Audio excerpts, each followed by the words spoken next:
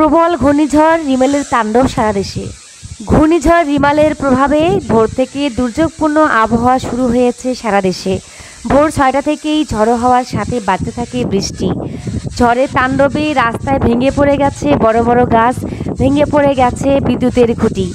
ঝড় ও বৃষ্টির তীব্রতা না কমায় অনেক এলাকায় সড়ক থেকে সরানো যাচ্ছে না গাছ, ফলে যোগাযোগ বিচ্ছিন্ন হয়ে পড়েছে অনেক এলাকা। বিদ্যুৎ নেই সকাল থেকে, জনজীবন আজ বিপর্যস্ত হয়ে গেছে। বিদ্যুৎ ও ইন্টারনেট ব্যাহত হওয়ায় অনেকেই যোগাযোগ করতে পারছে না পরিবারের সাথে, আত্মীয়র সাথে।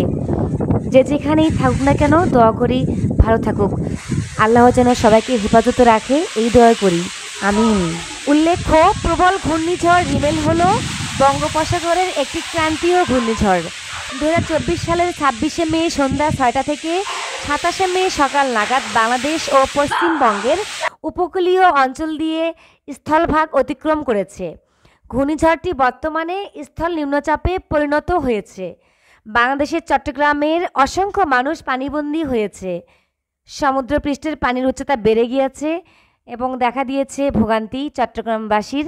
রাস্তাঘাট জনশূন্য হয়ে পড়েছে, রাস্তাঘাটে যানবাহন নেই বললেই চলে। যাদের বাইরে যাওয়ার প্রয়োজন তারাই কেবল বাইরে যাচ্ছে। তবে প্রাথমিক মাধ্যমিক প্রতিষ্ঠানগুলো খোলা থাকার কারণে সকলকেই প্রতিষ্ঠানে যেতে হয়েছে। আমি গিয়েছিলাম, তবে রাস্তাঘাটে কোনো যানবাহন নেই। যানবাহন না থাকার কারণে আজকে বিদ্যালয়ে হেঁটে গিয়েছি এবং ভিজতে ভিজতে গিয়েছি। যাই হোক, বিকেলে আবার ছাদে আসলাম। ছাদে এসেই ছাতা নিয়ে একটু দাঁড়াতেই যে মনে হচ্ছে ছাতা উপরে উঠে যাবে, ছাতা নিয়ে দাঁড়ানোই যাচ্ছে না, সে কি অবস্থা।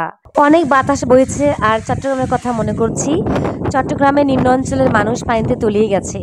সকালে নিউজে দেখলাম কোমর পর্যন্ত পানি রাস্তায়, অনেক মানুষের ভোগান্তির চরমে। চাকরিজীবী থেকে শুরু করে অনেক ব্যবসায়ী এবং অনেক অফিসগামী এবং স্কুলগামী ছাত্রছাত্রীগুলো ভোগান্তিতে পড়েছে।